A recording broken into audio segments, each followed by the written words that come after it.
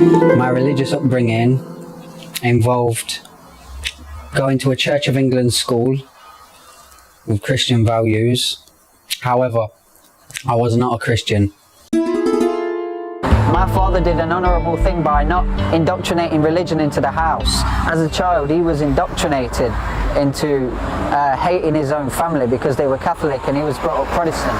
So he decided not to have religion in the house and allow us to make our own decisions and allowed the freedom of choice. Therefore, no religion was brought up in the house. However, I went to the Boy Scouts when I was a kid growing up, and I went to a Church of England school, so I did have a Christian influence, and I always took the good from it, like the principles and practices of Christianity of loving for another what you love for yourself, like love thy neighbour, what Jesus, peace be upon him, taught. I took them parts away. But I never really embraced the religion. I never really followed the church. I always found the church, when I did go on a few occasions with the Boy Scouts, very boring. Never got involved, so it didn't really affect me. I always had something instilled into me to believe in Jesus, peace be upon him, as a prophet.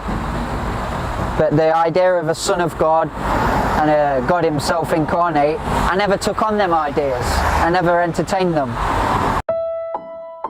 I went into the masjid with the intention of just watching them pray. But then the Imam came over to me with all the people, and I remember when they approached me, I said, I feel like Jesus Christ, because it made me feel so welcome.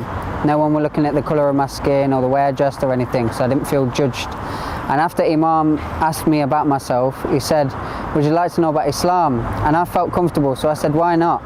And he quickly explained it like a sales pitch. Like he explained it's based on 5 pillars. And then after explaining the last pillar, he said, are you ready to embrace? And it put me on the spot. And I said yes, without even thinking. But as soon as I said that, the wiswas came, making me feel like, what are you doing? But then at exactly the same time as the wiswas, the Imam said, say ashhadu.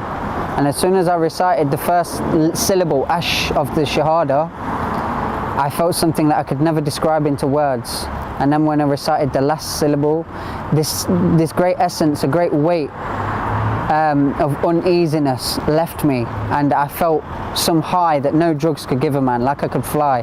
That made me know that Allah existed, and I've always wanted to know that Allah existed before I'd ever follow any faith. But that was when I was certain.